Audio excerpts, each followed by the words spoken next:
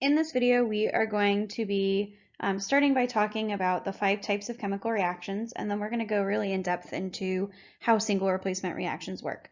So first and foremost, through our unknowns nest challenge, in that background research you guys did, you should have learned that there are 5 types of chemical reactions that occur, and that the 5 types of reactions are single replacement, double replacement, synthesis, decomposition, and combustion reactions. So on this slide here, we kind of have a bare bones template of each reaction showing what's going on. And in the next couple of videos, we're going to learn more in depth about these 5 different types of reactions. So let's get started with single replacement. So in a single replacement reaction, we have one element that's going to be replacing another element that is currently in a compound. And when we're thinking about single replacement reactions, the metals are going to replace other metals, and the nonmetals are going to replace nonmetals. And the main reason for that is when we think about it, remember in compounds, usually they're going to be ionic compounds that we're looking at. And so the positive charge from a metal has to replace a positive charge, which means that it's going to replace another metal. And the same thing for the nonmetals, being the negative charges replacing the negative charges in the compound. So here we have what we're going to call A, our free element, the element that's going to be by itself. And then B and C together here is what we call our compound. And we're going to learn how we can predict whether or not that free element is going to replace its corresponding part in the compound in this video. All right, so here's an example of a single replacement reaction. Starting with our reactants, remember those are the things that we're starting our chemical reactions with. We've got copper as a free element. We've got nitrate as part of a compound with silver as the other part of the compound. So in total, we have silver nitrate, but remember these little things here look like water, which means that this is going to be an aqueous solution, because aqueous, this is something we're going to want to know, and you guys all already defined this, but aqueous is when compounds are dissolved in water. So they're going to kind of appear like a liquid when we're looking at them at the lab, but remember liquids are pure substances, aqueous solutions are not. They're going to be a compound that's dissolved in water. So here really what we're starting with is this solid copper and this silver nitrate. And then what we see when we finish this is that the copper has actually taken the place, we still see the nitrate here, the copper has actually taken the place of the silver. So now the silver is the free element as the product, and we have our copper 2 nitrate as our other product. And this is still aqueous because, as we saw in our first video, because we haven't done anything to get rid of the water, that ionic compound is still going to be in an aqueous solution. So starting out with just a little bit of review, remember that in a single replacement reaction, our metal, if it's a free element, is going to try and replace the metal in the compound, and our non-metal, if it's the free element, is going to try and replace the non-metal in the compound.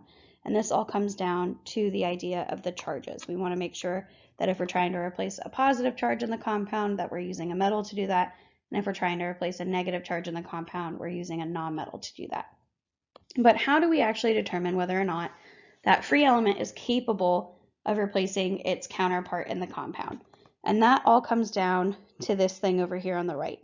And this is what we call the activity series. The activity series looks at the relative reactivities of different elements. The more reactive elements are going to be found at the top of the activity series, and the less reactive elements are going to be found at the bottom. This also explains why a lot of jewelry is made out of silver, platinum, and gold, because we're not worried about them having chemical reactions since they're so unreactive.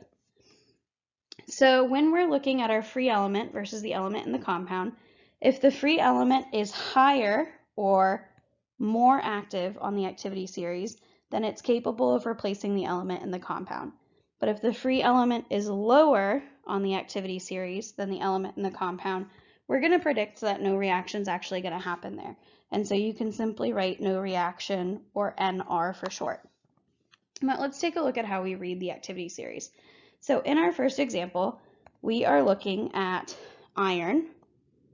And so we go over to the activity series and we find where iron is. And we have to think about what element is iron going to try and replace in the compound. So we have copper and we have sulfate. Well, since iron is a metal, it's going to try and replace copper because it is also a metal. So now you go back to the activity series and you find where copper is. Since iron is higher on the activity series than copper, the iron is going to be able to replace the copper in the compound. So the iron's basically going to be able to come in here and kick that copper out, which is how we see the copper as our free element in the products, and we see iron sulfate. We see that a bond's been formed there between the iron and the sulfate ions. So let's look at another example. So in our next example, we're looking at bromine, which is a nonmetal. So you go over to your activity series, you find where bromine is. And we're looking at our compound, sodium chloride. And in that compound, we have to think about what element is the bromine going to try and replace. So it's going to try and replace the chlorine, because bromine's a nonmetal and chlorine is a nonmetal. So go back to the activity series and find where chlorine is. And so since chlorine is higher on the activity series than the bromine is, then no reaction is going to be predicted to happen. And so you can simply write NR. So here's just a recap of what I mentioned already about the activity series that you can go through and look at one more time. And then I'm going to give you a couple of example problems of trying to determine what elements different metals or nonmetals can replace. So please answer those questions and then continue with the video.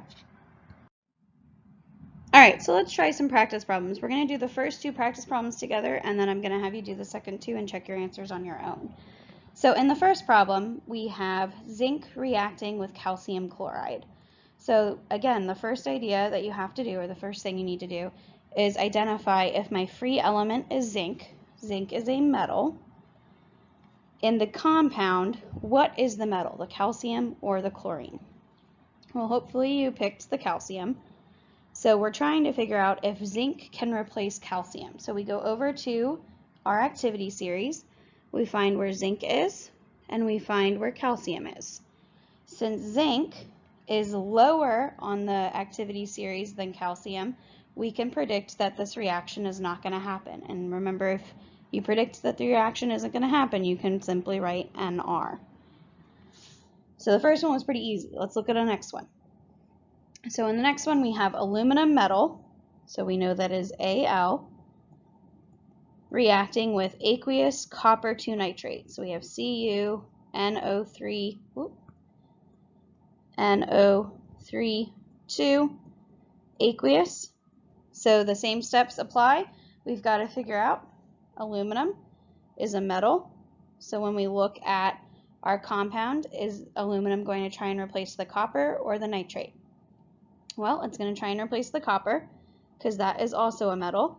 So now we go to our activity series and we take a look and we see aluminum is here and copper is down here.